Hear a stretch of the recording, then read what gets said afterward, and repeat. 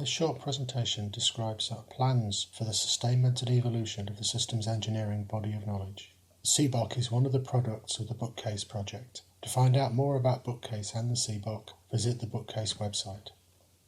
The CBOC is organised into 7 parts, shown here, which represent the scope of systems engineering related knowledge. The slightly expanded version of this diagram, showing the overview of the content of each part and the relationships between them, is discussed in more detail in the CBOC overview presentation, which can be found on the website. Having defined this structure and begun to populate it, what are the challenges facing the CBOC editorial board, and what are our plans for dealing with them over the next 12 months? To work towards our vision, the editorial board has considered the current maturity of both systems engineering and the CBOC, and asked 3 questions. Which knowledge areas have reached a maturity which reflects state-of-the-art and practice of systems engineering? At this point, they need to be reviewed and maintained to follow the evolution of that knowledge in the future. Which knowledge areas have not yet reached that maturity, and how do we get them there? And in which knowledge areas is the source material itself less mature and being actively discussed and evolved by the systems engineering community? And how can the CBOC present and support this maturation? Our first set of challenges are around the alignment and continuing maturity of the core systems engineering lifecycle and process knowledge in Part 3 of the CBOC.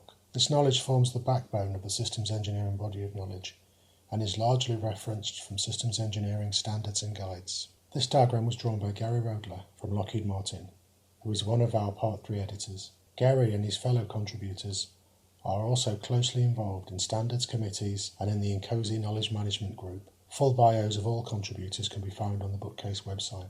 This diagram represents a growing consensus on the evolution of a number of key systems engineering products, with a common set of ideas shared between them, but each playing its own role in the community.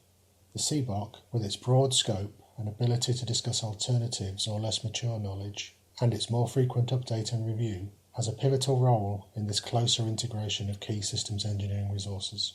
We'll continue to track the evolution of this source material and to ensure it is up to date and fully represented within Part 3 and across the rest of the systems engineering body of knowledge. Our second set of challenges is shared by Parts 2, 5 and 6, which all link systems engineering with other disciplines and expertise. The structure of this must make it possible for domain experts to review their areas of knowledge while ensuring its relevance to systems engineering is made clear. Part 5 of the CBOC provides a link between knowledge directly related to systems engineering practice and knowledge on how we develop and manage individuals, teams and organisations to enable that practice. The source information for this is generally mature and understood by experts in relevant domains, such as organisational psychology or metrics and certification. Our challenge is to understand how information in these domains relates to systems engineering and make the appropriate contacts in these relevant domains to help us express that relationship in the CBOC. Ideally, this would be done in a way which made it accessible to both systems engineers and relevant domain experts, so that we can keep the links up to date and respond to new ideas as they emerge. The Part 5 team is working on ways of improving how this is done in the CBOC. It is our hope that in future these relationships will be of mutual benefit to both systems engineering and to the enabling domains. Part 6 forms the other half of the wider relationships, considering how systems engineering is related to associated technical and management disciplines. In some areas, this relationship is relatively mature. We're currently recruiting authors and editors from specialist groups to help us maintain the CBOC to reflect this maturity. Many of these are part of existing groups within INCOSE, the IEEE, or other organisations. There are some areas for which these relationships are less mature or which are changing rapidly. As with other areas of the CBOC, we're taking steps to ensure that we have editors and authors involved in the ongoing discussions of these relationships. The original aim of Part 2 was to provide an overview of key ideas from systems science and relate them to systems engineering knowledge. Our initial attempts to do this have highlighted both the difficulty of organising systems science knowledge in this way and of relating it in a useful way to influence the practice of systems engineering. Our discussions have led to new initiatives between the IEEE and INCOSE, focused initially on identifying the system knowledge relevant to complex system intervention and how best to reflect this in the CBOC. This might eventually lead to the creation of a systems science body of knowledge. It could also form a foundation which may help identify what is missing from our systems engineering knowledge to make it easier to make best use of system thinking, models, patterns and tools. Bookcase editors and authors are involved in all these initiatives, which we are sure will influence both Part 2 of the CBOK and the CBOK as a whole. Our third challenge is around coverage of models and model-based systems engineering, or MBSE, in the CBOK.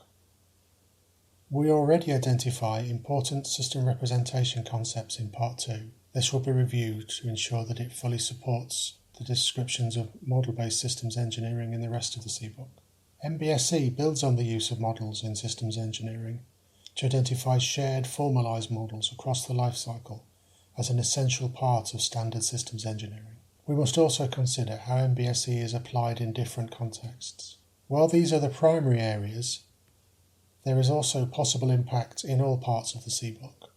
Whatever we do, it would have value to make the MBSE transformation of systems engineering clearly visible at the top level of the CBOK to reflect its strategic importance. We've identified this MBSE challenge, identified a team taken from CBOK editors and those already working on MBSE within INCOSE, IEEE and elsewhere. And we're currently identifying ways that we can modify and extend the knowledge base of the CBOK to make better reference to model-based systems engineering. You can expect to see changes to the CBOK arising from this work over the next 12 months. The final set of challenges relate to Part 4 of the CBOK. The original vision for this was to expand the scope of systems engineering knowledge outside traditional product contexts, to cover service and enterprise applications, and to recognise increasing system-of-system challenges. While this was a good first step and represents current thinking on domain-independent systems engineering, it does raise a number of questions. Firstly, looking at the enterprise and system-of-systems challenge. One feature of systems engineering knowledge is that it is often matured and grown, first through its application in a particular domain, and then through synthesis of standard concepts, terminology and tools by the professional and academic community. Part 4 covers knowledge in this transition, where ideas are still expressed in the language of individuals and domain practice. The bookcase editors and authors for this part are very much involved in the expansion of this knowledge and are using the CBOK as an opportunity to build agreement and share visions for its continuing growth. One area of particular focus through 2015 will be in helping to guide better understanding of how the enterprise and system-of-system context can be better integrated into systems engineering. We are also considering how best to express the generic relationships between product, service, enterprise and system-of-systems and the different domain applications.